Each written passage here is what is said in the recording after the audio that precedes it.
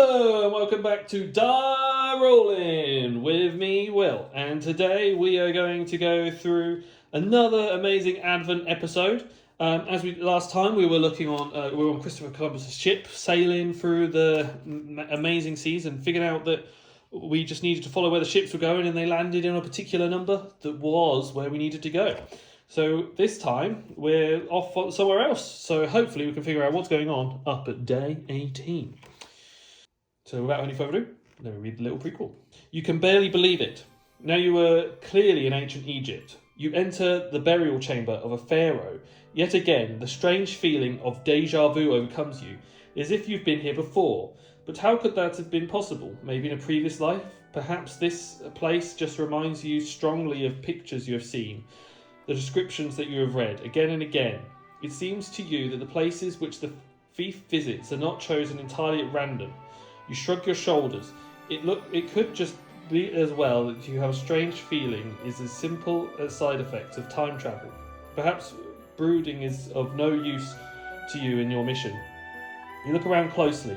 It is as if it doesn't smell as musty as you would have expected from a burial chamber. The golden sarcophagus and many hieroglyphs that decorate the walls meet your expectations. Even the artistically crafted figure of a large scarab on the ceiling fits your mental image. You step closer to the sarcophagus and trip over something on the ground. Open up door number 18 and find some strange keys. Okay, so let's have a look inside this room. So in here, we can already see some things going on. We've got some keys of different shapes which can be popped out. Let's get these keys out so you can have a proper look at them.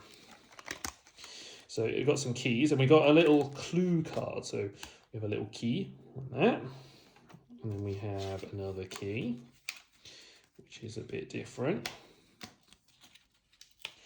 All of these keys seem to be connected by, or have slightly different lock combinations on the bottom of them. So they'll do different things, and then they've got little key like ring hole things for where they should go, and they might be important, but I'm not going to pop them out right now. And then we'll pop this last key out, which is a bit less of a problem. So we've got another key right there. So we've got our 3 popped out keys, which we can use for our little quest. And we've got a little inscription that says, in this tomb, you see wondrous art from history. The ceiling holds a riddle clue, but the hint is eluding you. A master found the code you seek and took it home sometime this week. Without the hint, you cannot begin, so you'll just have to visit him. You left 3 keys when here before. They'll unlock his room door. When you understand the keys, your next move is sure to please. If you find the clue remainder, you'll escape the pharaoh's chamber. The clue remainder. So is it like a remainder of the sum? So there's a scarab at the top, a bunch of collected items, and we also a bunch of items which have sort of like little elevated points, and then in the rest of the room there's a door, there's the floor. There doesn't seem to be much else other than the roof. So can I take the roof out at all? Is there a way of getting the roof? No, there's not. Okay, so we've got some keys which kind of do things in the chamber, like they kind of line up, and we might be able to hide certain values and hide certain things. So like in this case, we could hide all but the X or something at the bottom. And I think there's something to do with these keys and the scarabs.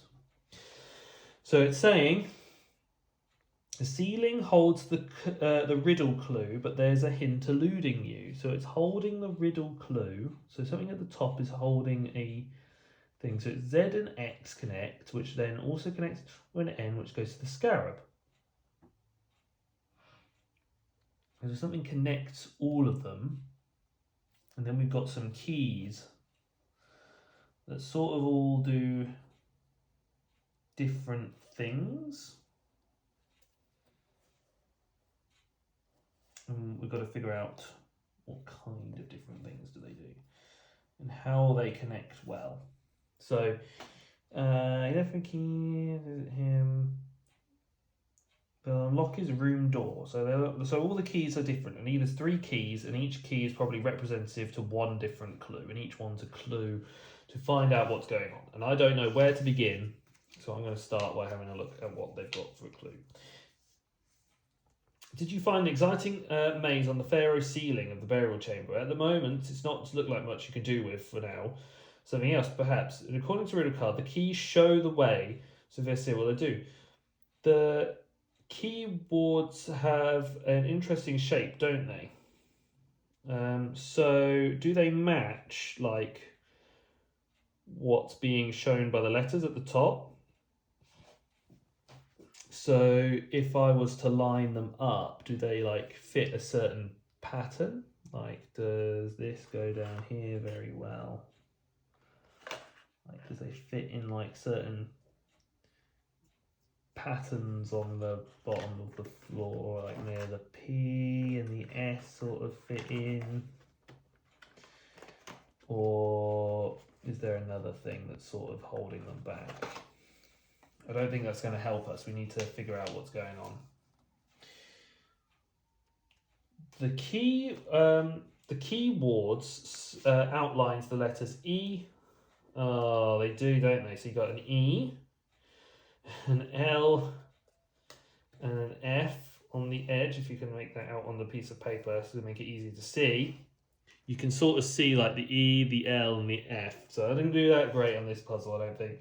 So we've got to have a look and then find somewhere that matches. So, so you know that room from before? We've had an elf that shows up in this room. So there's a little elf in this room here.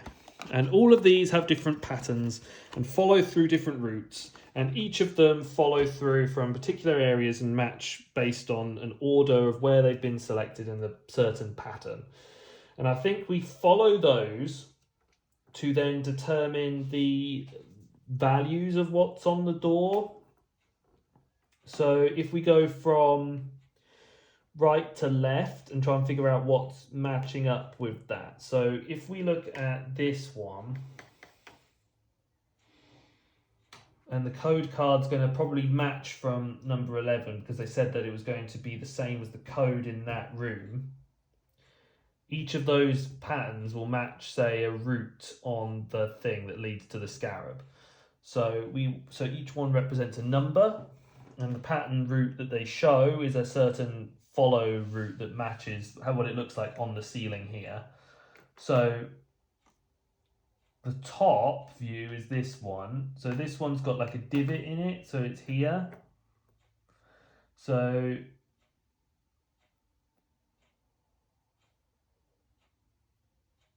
this divot sort of leads to the scarab. So the scarabs needs to match these divot things that from these particular drawings that we see here. And each one leads to a divot. So we go from, so we start from, it's got top and bottom as sort of our directions. And I think it's based on how we face it. So we follow this one from one side. So say here. And we follow these. So this one goes here. You get a little divot, you go up around here. Go up here, we go across, down and down, which sort of leads to us matching. So N matches the middle on this side of wall. So we're going to go through all of these different symbols. So this is a tricky one, so let's take a piece of paper. So we've got an N coming from the middle one on this wall. So we start from the right hand wall. So let's see what's going on. So we've got the right hand wall here. So we're going to start with a N in the middle. And then we've got another one, which is just a long line and a bump in the road. So we've got, in this case, this divot here.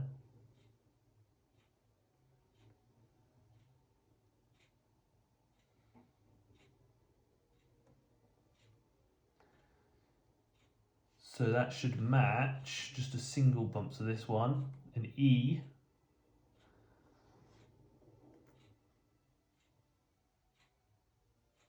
The E matches it on that one. And then this side also has one that comes down, goes across a little bit.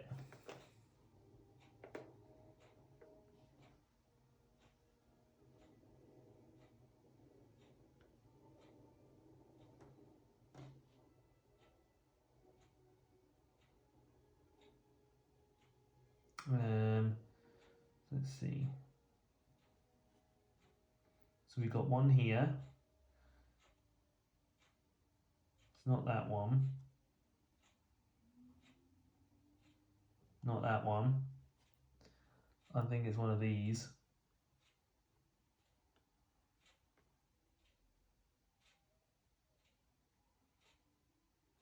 E, N, and then we've got O, so we've got a 1. So there's 1 on the side, that side is 1.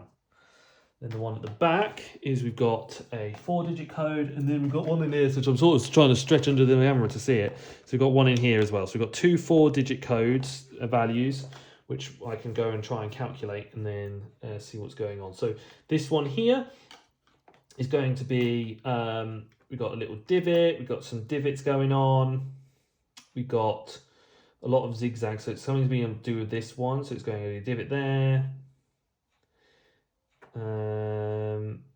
So it goes up, like that, then like that, so that's F. And then it goes down and across and around, which is, I think, similar to one on the other side. Yeah, so that's the N. Is that the N? No, it's the O. And then that, if that's a U, that should match this one. So that follows that pattern. So that's a U. And then that's an R, I believe. If we check that, it's more than likely going to be the R, if I follow it right. If there is an R. Yep, that matches. So there's an R there. And then the one on the side should have stuff similar. So we've got this one, which is a little bracket here. So that's like, is that one? An E. Bracket and then a big gap. Which is... This be something. Let's go and have a look. So we've got our... So on this side, I'm going to have to come around the other side of the camera to have a look at this one.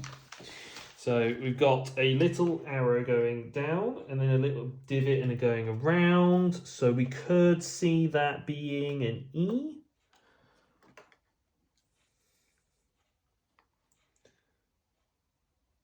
No, because it's not that big gap, because it's got another little gap here. So I think it's something from up here.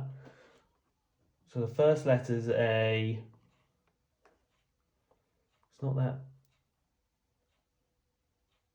big a gap. It needs something. It's a big gap, but it's not that big a zigzag. It's not got that in it. Okay, so it's a little bit into a big gap here. Then it's got another divot out, but it's not like that sort of massive of a divot. It's kind of like this E, but not an E. Let's try the second one. So it's a long line with a little gap.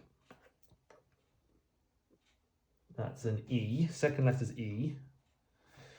The third letter's a big lot of zigzags. So that looks like an R.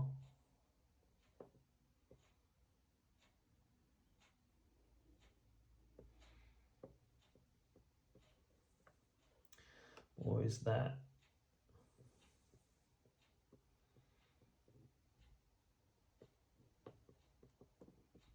there? Or is that somewhere else?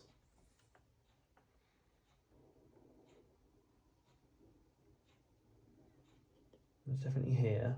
There's probably an R. And then the last one's a big, long, stretched line. So the path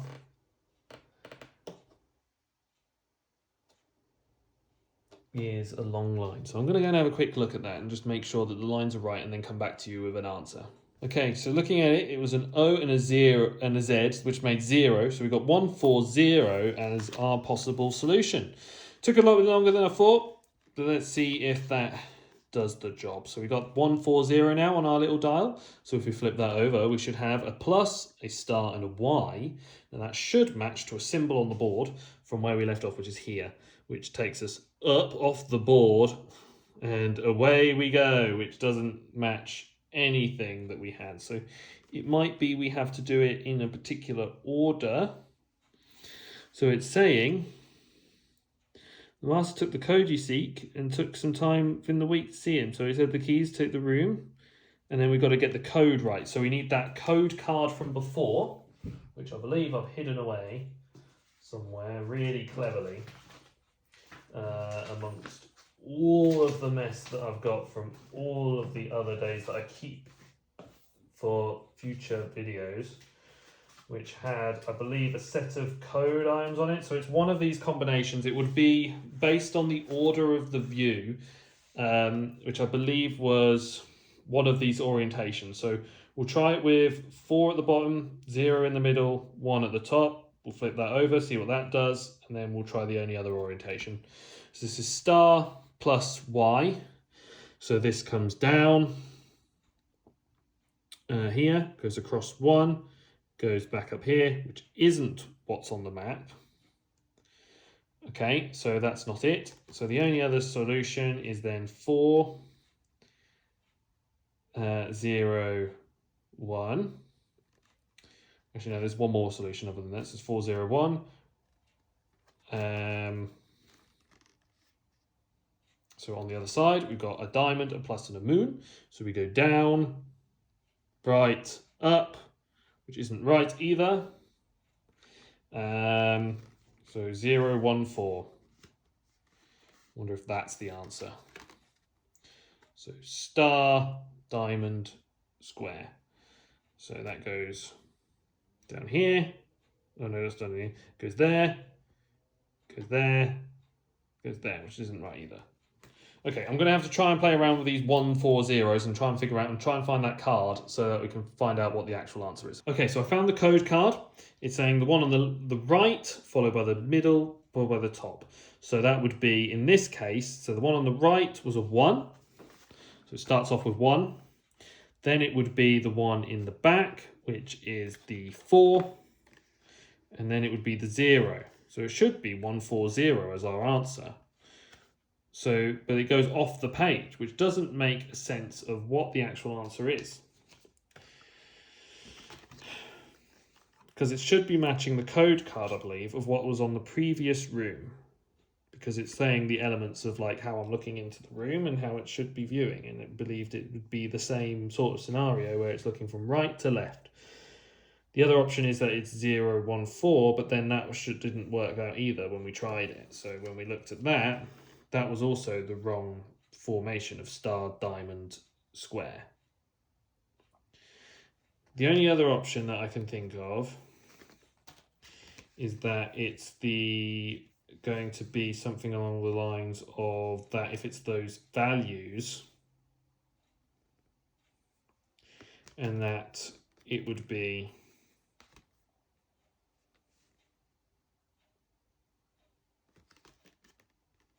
0, 4, 1. Well, it would be 0, 4, 1 because that's the right to left view. Because we're looking at it from the wrong perspective. Okay, right. So 0, 4, 1 is our answer. Based off of the code card that we had before and the walls that we had, I've just done it wrong way round for our thing. So it's diamond, square, the square. So we follow this down, we go there, we go up 1, and then we go diagonally 1. That took a lot longer than I thought. I'm going to have to validate the answer off camera just in case I got that wrong. Believe this is the right answer from how it all maps up and lays out, which believes this is day 20. So thank you guys for watching. I hope you guys enjoyed this video. It was a bit more of a struggle than the last few that I've had to go through. Hope you guys have enjoyed, and make sure to leave a comment, a like, and a subscribe to YouTube for more Advent calendar content. And most importantly, check out our Instagram, Facebook, and secret TikTok channel, which isn't so secret, but is quite secret. And most importantly, guys, I want to make sure you all stay safe or die rolling.